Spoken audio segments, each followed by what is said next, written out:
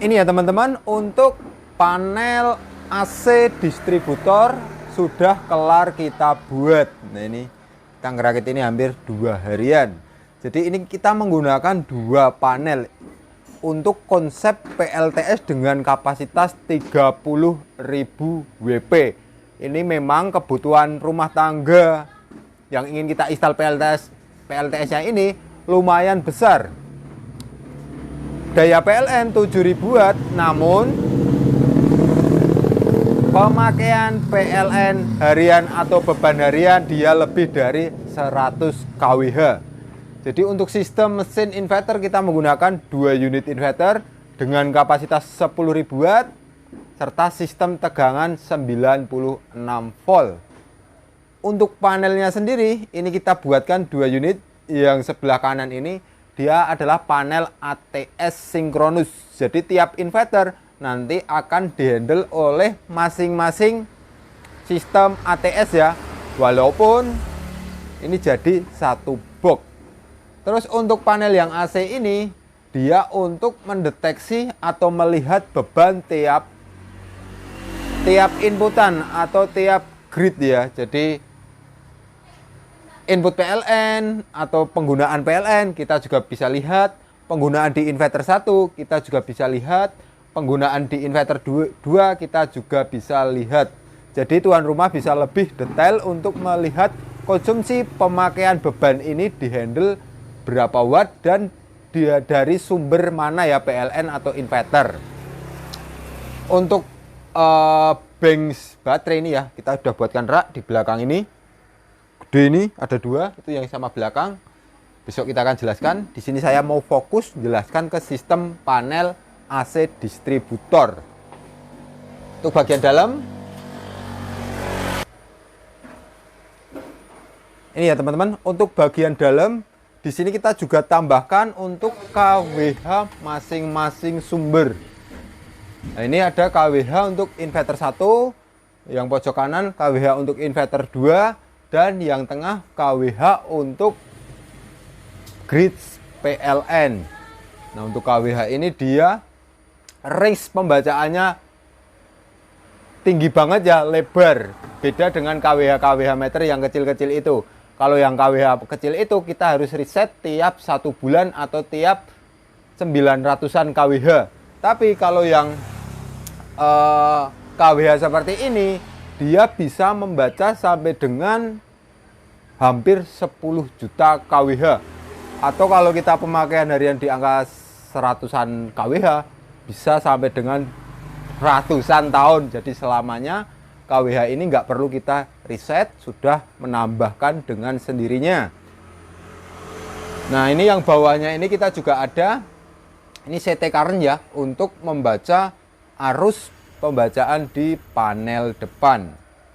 Yang bawah ini juga cukup simpel, cuma MCB dari masing-masing sumber, inverter, PLN, serta inverter 2.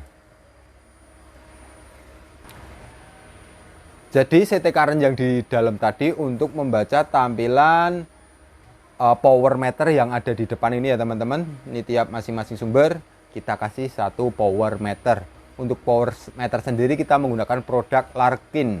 Nah, ini cukup simpel juga untuk cara settingnya. Biasanya hanya setting menyesuaikan CT current yang kita pasang di dalam ini.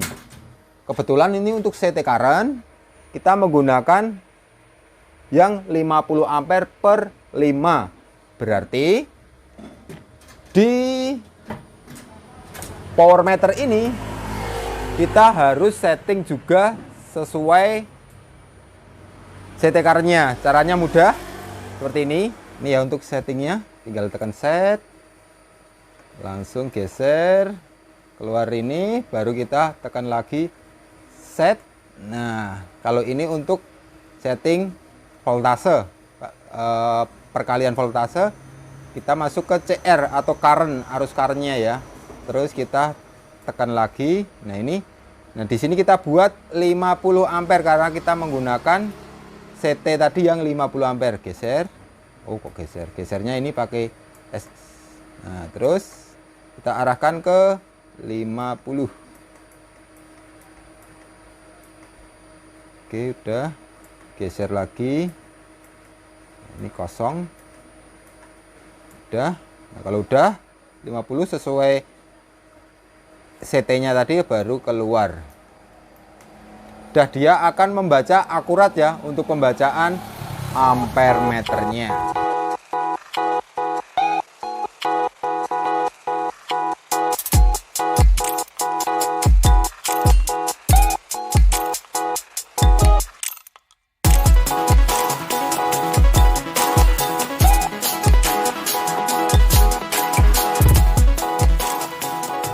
Itu ya teman-teman, untuk panel distributor AC cukup simpel, hanya memantau untuk ini beban pemakaian, buat pemakaian, arus pemakaian, voltase kerja mesin inverter maupun PLN, serta KWH pemakaian dari masing-masing sumber. Yang sebelahnya ini dia ATS sinkronus untuk sistem perpindahan. Jadi di saat kondisi PLTS tidak mampu, maka dia secara otomatis akan berpindah ke PLN. Nah, ini untuk settingannya ada di LVD ini ya. Nanti settingannya. Ini untuk inverter 1, yang ini untuk inverter 2. Dan ini kita tambahkan untuk monitoring siapa yang kerja atau bebannya dihandle siapa. Kalau yang hijau PLN, merah inverter. Nah, ini sistem perpindahan dia juga sudah sinkron. Nggak ada kedip, nggak ada jeda, nggak ada persimpangan fase. Tentunya sangat aman di peralatan elektronik maupun peralatan digital Anda ya. Tidak akan terjadi restart maupun kerusakan karena persimpangan fase. Untuk bagian dalam kita juga akan lihat kan. Nah, seperti ini ya teman-teman. Untuk bagian dalam mesin ATS sinkronus double.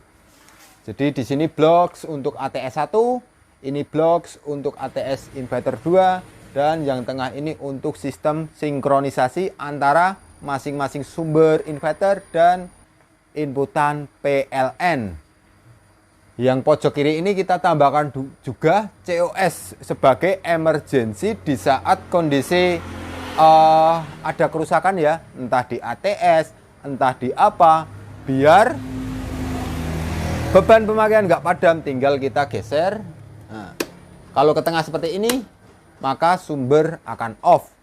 Kalau kita ke kanan, maka dia akan langsung bypass atau langsung dihandle oleh PLN.